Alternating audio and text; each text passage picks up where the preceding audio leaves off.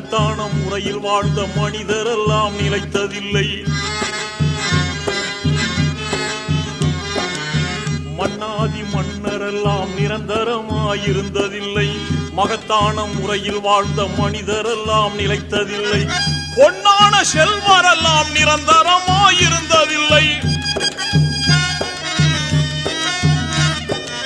பொன்னான செல்வரெல்லாம் நிரந்தரமாயிருந்ததில்லை. புகழோடு வாழ்ந்திருந்த பூமான்கள் இழைத்ததில்லை.